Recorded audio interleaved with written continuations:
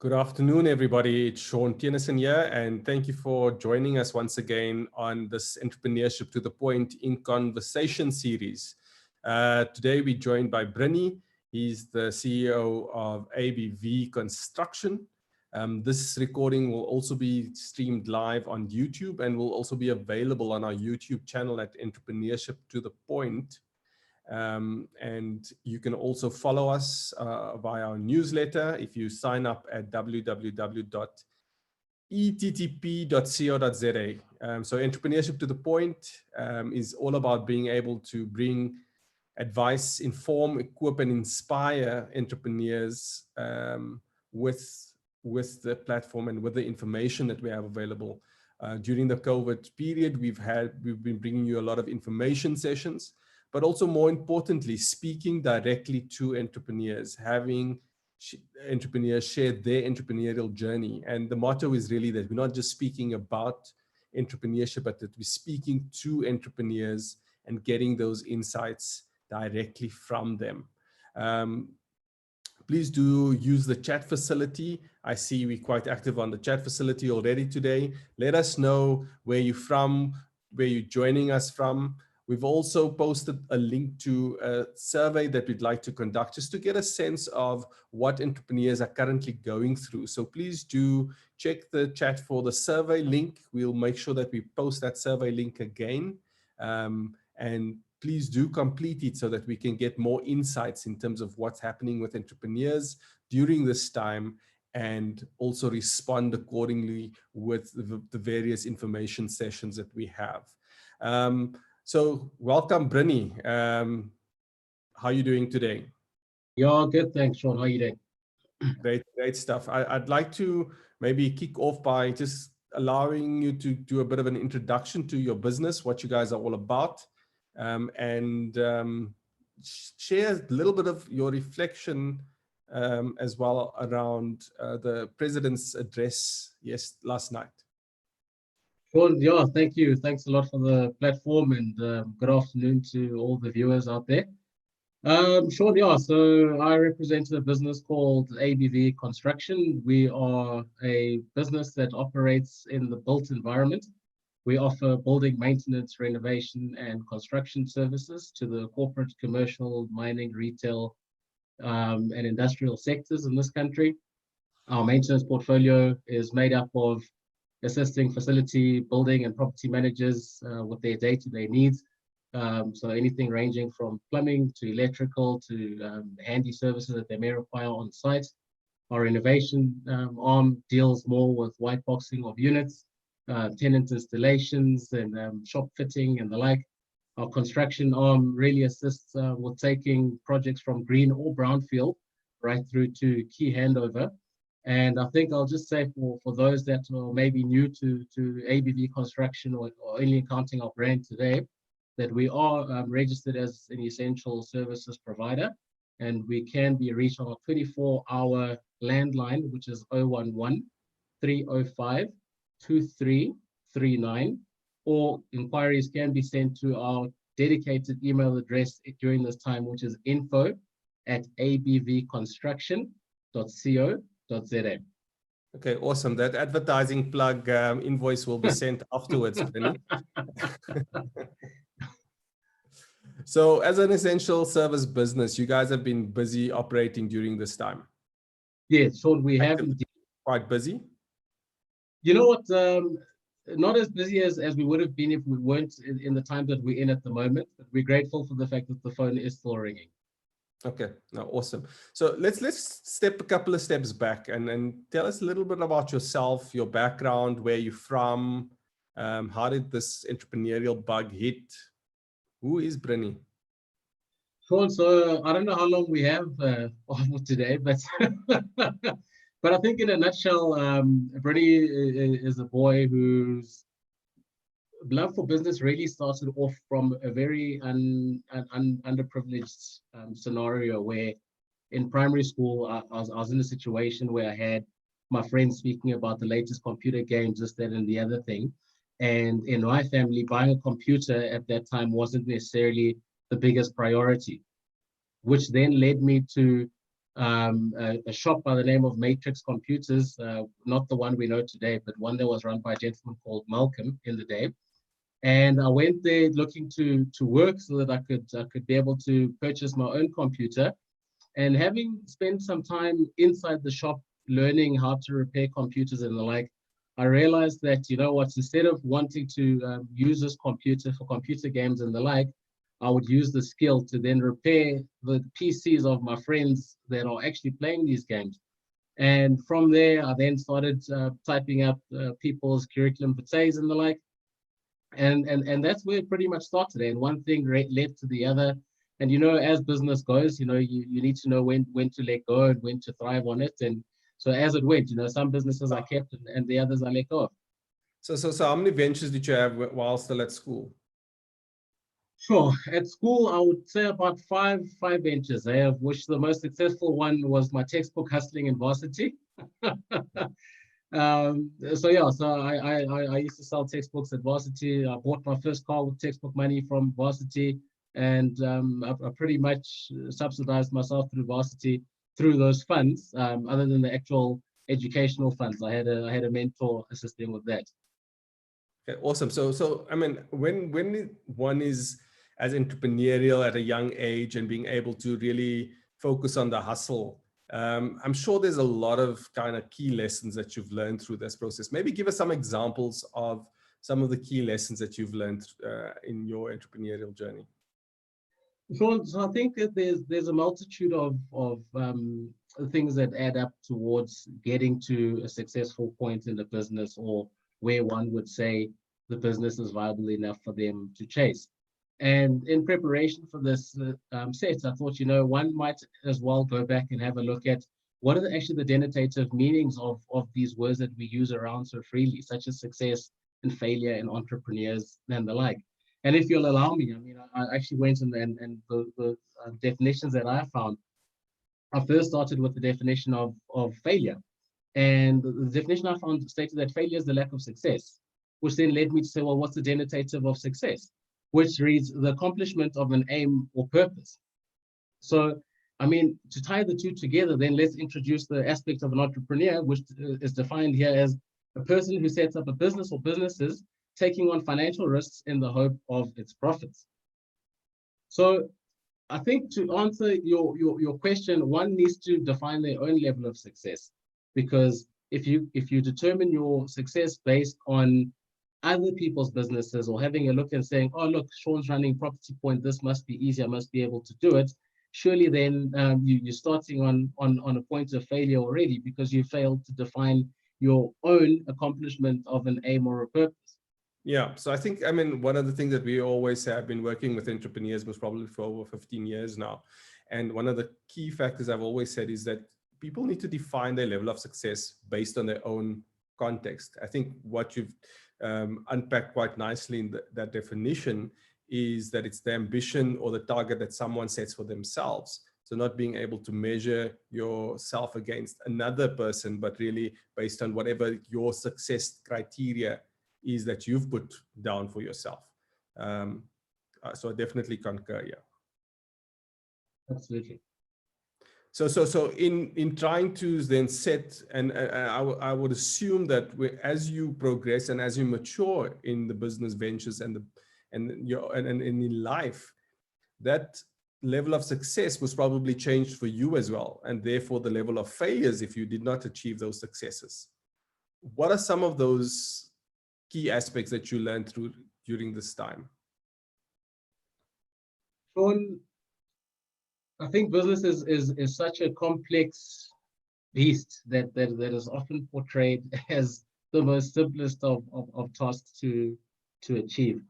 And some key failures or key points that we learned, or I learned during these businesses, each one very, very different from the next. I mean, if I take a business I had called Mobile Hair ZA, where we would go and service people with hairdressing services in the comfort of their own home. Challenges there was a human resource challenge, where you realize that the skills that are required to actually turn this into a successful business relies on skills other than your own, and you've got absolutely no control over that. So you could be a master tactician and have a really great business plan, but fail to tie in the correct human resources to be able to make that work, and that business will fail. We need Another people. We have to have the right people around us to be able to make the successes. Absolutely, absolutely. I mean, just talking about people, if you have a look at our greatest point at the moment, other than engaging with our clients to let them know that we're still here and we still will be here post these COVID times, is we're engaging with our employees almost on a daily basis, just trying to keep their minds in the right spaces and making sure that we keep their staff morale in the right, intact in the right places, because we don't want to find ourselves facing pandemic number 2, where this thing is lifted, this thing being the lockdown is lifted, and this pandemic now we're being faced with is called low staff morale, which leads to low quality in our projects and all of that. So we're really just trying to make sure that we keep our guys driven. Yeah, so thank you for joining us, all the participants as well. I see we've got a shout out here from Nathan Nathan Burgett, and he's joined us all the way from California. And just kind of a message to you, Brinny, so I'm not sure if you know him, just saying congratulations on all your successes. So very much thanks for that. We got Refuelware. Refuelware has been a constant viewer on the platform. So thank you for joining us today. Please do let us know, everyone else, where you're from, what you're up to.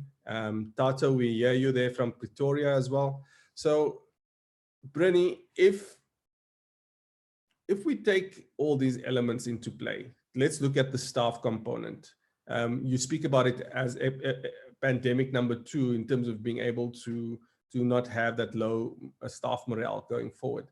It's most probably inevitable for anyone coming out of lockdown that's going to have those challenges. What are some of the practical things that you're going to be applying in your business to make sure that you're going to keep that morale up? Because yes, you've engaged effectively with your staff during this time, but what are some of those practical things that you're going to be doing going forward? So I'm a believer in both theories of management, theory X and Y, one being that people are motivated by money and the other one being that people are motivated by accomplishment. So coming out of this lockdown, we will definitely try and merge the two theories together to try and assist, because it is no doubt big businesses are bleeding, and as a result, us as SMMEs are bleeding, and as a result of that, our staff is bleeding. So as much as post this lockdown, we will be trying to recover financially, we cannot turn a blind eye to the fact that our employees too will be trying to recover financially.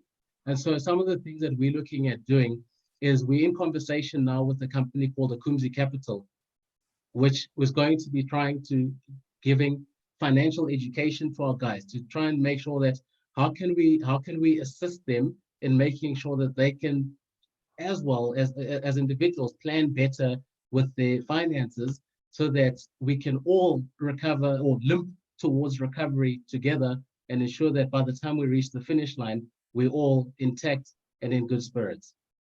So great stuff in terms of being able to take financial literacy and educate the employees as well. What have you guys implemented from your own self? So other than the focus around this, making sure that the staff morale is fine, even though you're an essential service and you are operating during this time, I'm sure there's been an impact around the cash flow within the business. How have you geared yourself up for a crisis like this? No one saw it coming, Brinny. So it's those businesses that have consistently geared themselves up for crises like these. How have ABV geared themselves up during this time? And I think in my language, I would say, meaning you've struck the bull on its horn, and that being, how does a business prepare for this? You know, how do you prepare for a world pandemic? No one did see this coming. Who would have ever thought that we would again see the oil price at where it is at the moment, the rand to dollar ever so unconfident? So I don't think a business could have prepared for a pandemic like this, but I think one could have strategized enough to be able to gear yourself up to say, listen, we are going to build a business that can survive 3 to 6 months with non-payment of invoices. And I think that's the basket we're in that we've taken a long time ago, we've geared the business to say, we can run this business for up to a period of 6 months without having received a single penny from these invoices, whilst servicing the projects and making sure that we're delivering on a consistent basis. So typically with something like that, practically we're saying that you had made sure that you had a 6-month reserve within the bank account, focused on keeping the cash flow as positive as possible in order to make sure that, so that would be making sure your suppliers are paying constantly, investing back into the business as opposed to taking money out of the business, and really having your handle on kind of cash flow management. Yeah, 100%, Sean. I mean, it's no secret that cash flow is the lifeblood of any business, and the ability to be able to collect on time and being able to keep that cash flow as healthy as possible is indeed the success of any business. But at this time, we can't turn a blind eye to businesses that find themselves in negative cash flow territories as a result of projects. So not to say that these businesses don't have the cash on the books, but the problem is they don't have the cash on hand. And this is where cash is king. And, you know, a good friend and mentor of mine, Grant Field, would often say, you know, it doesn't matter how big your order book is. If you don't have the cash to deliver on the goods, you're as good as a goner. Yeah. So we spoke about cash flow in terms of one element to be able to gear yourself up. We've spoken about staff morale, being able to really focus around keeping the morale of the staff there, and also looking at how to educate and incentivize them going forward. What other key critical ingredient would you say is critical for business preparing or prior COVID? I think, and I just want to encourage everyone, sorry, Brenia, about that. We've just had a poll that's gone up onto the system as well. If you can answer the poll and give us your insights, everyone that's listening on the call, thank you for your interaction on the chat. I see we've got people all the way from Polokwane, Soweto, Eden Glen, Fourways. So quite active today on the chat. So Brenia, yes, go for it. What else? Sean, so I just want to make sure I understand your question correctly here. And that's that you're asking what other secret ingredient is there to making sure that a business can survive these times. Am I correct? Yes. So, and I guess the challenge with entrepreneurs at the moment is that we're not necessarily everyone in a unique circumstance. It's going to be tough out there for everyone, but it's those that have geared themselves up effectively. And I think it's those elements that we want to be able to focus on in terms of the successes that they can have post-COVID. So Sean, I think an important element here is that I really hope that a lot of small businesses out there have taken this time to review their strategy in terms of being a more dynamic and fluid strategy, and being able to foresee that we're going into a new world order. And a lot of stuff is going to start happening online now. And services such as construction are very difficult to effect online. So how else can we be there to support our clients on an online platform? I don't want to give away too much of what we're doing to assist with that at the moment. But what I can say is that businesses really need to come up with more fluid strategies. It cannot be that a small business's strategy is the fact that they will forever go and look for business from bigger businesses.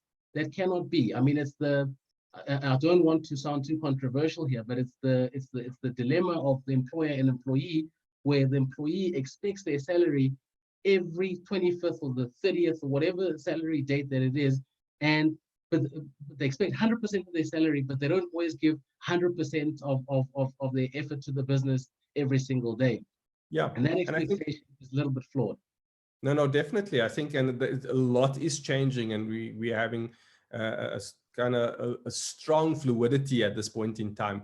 Angus Mayer asked a question, and I think you've just answered in a sense. He says, how is ABV positioning themselves to take advantage of some of the opportunities that's presenting itself? Yesterday on our call with Miriam, she spoke about the fact that even as a construction company themselves and or in the trades, you know, you always thought that technology is the last thing that you need to focus on. I think what this or what this crisis has taught us is that doesn't matter what type of business you are, you need to be able to gear yourself up for the 21st century. And even construction in the 21st century. I was on a call earlier, maybe just to share with you, Brenny, with someone around that's in the development or construction space, and they were saying they're investigating the gaming industry to look at virtual development, because even if this scenario has to continue, you know, and if you had to say lockdown is extended for a long period of time, you need to create different avenues and ways for people to engage with what they want to engage with. So it was just a out there, very fascinating conversation. What is the biggest impact been for you guys, though, during the lockdown as an essential service organization, as a company that's geared themselves up financially? What has the impact still been to you guys? The impact that we feel the greatest is the impact that is felt by our clients. Being a provider in the corporate, commercial, retail, mining, and industrial sector, most of our clients have shut their doors. And with them having shut their doors means we are on standby for emergency services such as burst pipes, and if they've got electrical shortages in the building and the like. Those buildings aren't being used to capacity as they normally would. And as a result, the wear and tear decreases on that. And as the knock-on effect of that is that our maintenance book slows down. So that is impact number one. Impact number two, construction sites are closed. So all our green and brownfield projects have come to a screeching halt. That is impact number two. And on the renovation side, likely to 1 and 2, we can hardly have the amount of people that we require on site. We can't carry out the actual projects. All we can do is assist with perhaps a cleanup. So for example, if your geyser were to burst at your office there, Sean, what we could do is post replacing the geyser, is then just maintain the site and make sure that it's at least in a decent state. But we can't actually go ahead and reinstate the ceiling and the carpets and all of that. And I think just quickly to answer the question posed there by Angus, is that we are wrestling aggressively with thoughts of moving towards more robotic solutions in the construction space. We can see it overseas. It's a wave that is going to come to South Africa, where there's not a lot of human interaction in construction. Now, the fact that I say is that we're wrestling with it is we know that labor is a big issue in this country. So to be able to roboticize, if that is even a word, the industry, it is really difficult to now try and get that past the unions and the like. And I mean, also from a human perspective, you can't help but feel for those families that depend on being a laborer on site, whereas you could possibly replace that function quite easily. So it is really it's a difficult time for businesses and individuals alike. And whilst businesses need to change their way of thinking and how things are going to move forward, I think employees as well need to take some time out during this lockdown and really think about how can they input towards the business going forward. I mean, we know already that when the president is going to lift this softly and in a phased manner, you may find that in a department of 10 employees, they'll probably only go back in the 3s and 4s. And this may well turn businesses to realize that, you know, they've employed 10 people to do a function that may well be carried out by only 5 people. So it is really interesting times ahead. And I think both businesses and employees need to think quite innovatively around this. This virus isn't only impacting on business, it's impacting on families. We've got a team of 30, and that's 30 individuals that I see every single day. You may add a wife or a husband on there and a couple of children, perhaps. So I mean, really just as one business is looking after hundreds of people, and we are only one business amongst thousands and thousands of businesses in South Africa. I said this yesterday during your conversation, that this is not a time for small businesses to be too concerned about who's a competitor and not. This is a time for small business owners to be pulling together to realize, what can we do to be able to save this SMME space? It is not within your interest for your competitor to go out of business tomorrow. because that means that the whole industry in itself is being damaged and degraded. Yes, no, definitely. And I think, Brenny, as we go through this process and as you think about your business and you actively engaging on your business and working in your business and on your business during this time, how have you taken some time out? You spoke earlier about the role of a mentor in your own journey. How have you engaged a mentor during this time? And this question really comes from Andrew Hendricks on the chat. And what's the role of a mentor in your journey? Sean, I'm a big believer of mentorship. I myself have been mentored a great deal. I still do have mentors. Um, I think that the conversation of how to choose a mentor is a completely different one on its own altogether. But there is a very strategic ploy that one needs to go about when choosing your mentor to be able to make sure you can achieve both goals and objectives on both sides of the fence. But to answer the question there by Andrew, mentorship at this time is invaluable. You need a sounding board. You need someone that has walked the road before you. They may not have necessarily walked the COVID path because it's a first for all of us worldwide, but they may have seen some really challenging times. And it is important to learn from their failures as your mentor to save you a whole lot of time in your own journey. So being able to really open yourself to learn from others. How's your journey on Property Point been in terms of shaping some of your where you've done your business? Look, I mean, we've really benefited a lot from our engagement with Property Point. We've been exposed to a lot of how can I put it, a lot of extreme thinkers and a lot of really harsh businessmen and the like of Paul Hartnady. But all very worthwhile. And I think for me, every time we would attend these Property Point sessions and every time we would meet with Paul, is I would say to him, you know, if you feel like I'm almost there, then I think we're about to part ways. So you need to keep pushing. We need to keep in uncomfortable territories, because you can't learn in a comfortable territory, I feel, you know. So, I mean, there needs to be an element of uncomfortability so that, you know, you're great. Some tough love is good. I beg yours? Some tough love is good. Absolutely, absolutely. I mean, I'm not one to hit the gym very often, as you can see, but but people that do go to gym will tell you that, you know, you're progressing when you're in pain, and that's just what it comes down to. If you're not feeling pain in your business is probably not great. So we had another poll, and we got the results in from the poll, and we asked how many people have engaged their mentors. So 39% said that they had engaged their mentors, 18% said that they have not engaged their mentors. But I think what is quite significant for me is the 46% that said they did not have a business mentor.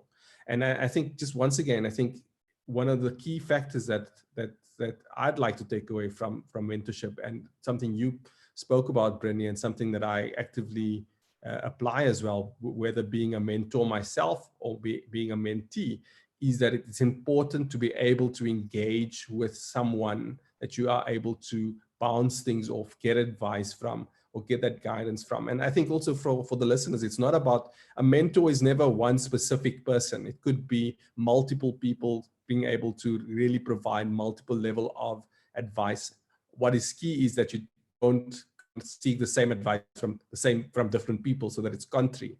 It's being able to find people that you hold in high esteem, that is able to direct a certain path. If it's business, find yourself a business mentor, to be able to engage effectively with them and seek that advice. I think that's most probably quite valuable when you are engaging with different people. So just remind everyone, please do view the recording of this interview on our YouTube channel. You can subscribe to the YouTube channel as well, Entrepreneurship to the Point. Also follow us on our newsletter. We are trying to actively engage the market for to bring a lot more information sessions to you. Tomorrow at 12:30, we'll be hosting a legal information session, really just to unpack some of the legalities once again for small businesses during this time. So Sharusha Mudli will be joining us for that, and we'll put the details on the screen afterwards. And also potentially bring someone with a UIF experience just to unpack some of the complications or challenges that small businesses have been facing during this time.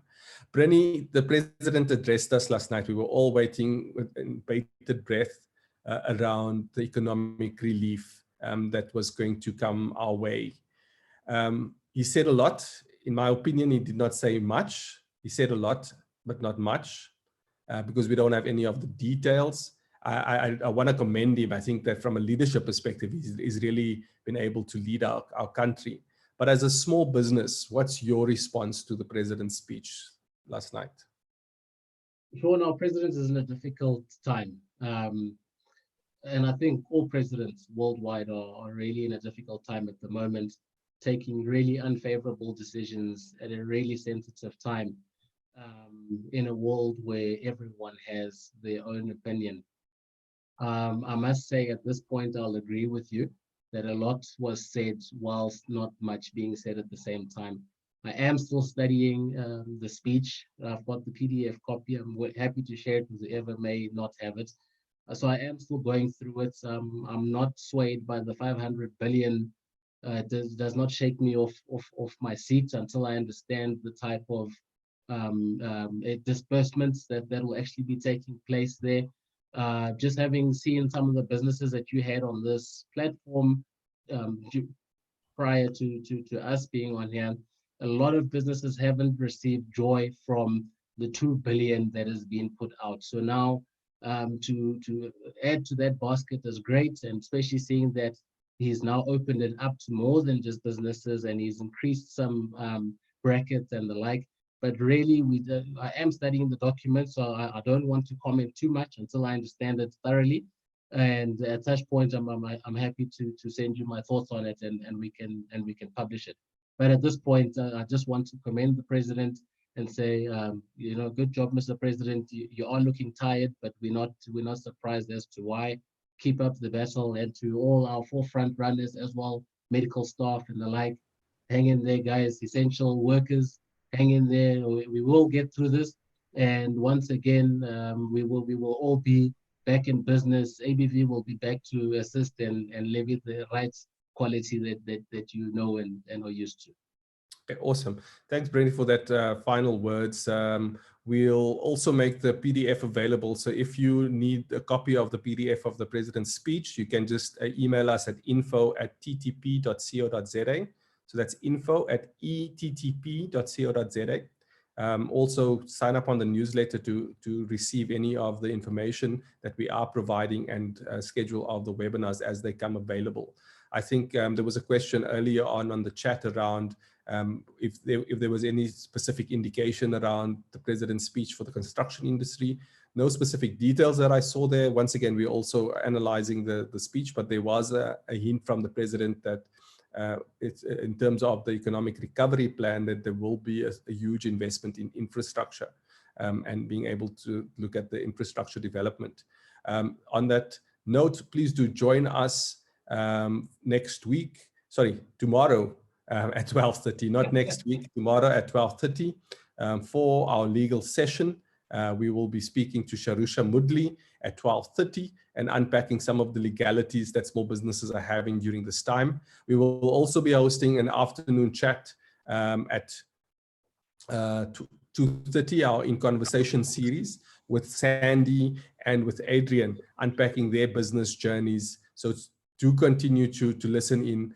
And our aim, once again, is that Entrepreneurship to the Point is not just to speak about entrepreneurship, but to speak about to entrepreneurs. And Brenny, it's been a fantastic chat. I hope we could have taken a bit longer to be able to unpack some of those things, but there's always a next time. And thank you so much for joining us. Please do continue interacting on the chat, and we will chat to you tomorrow. Cheers, guys. I'm out of here.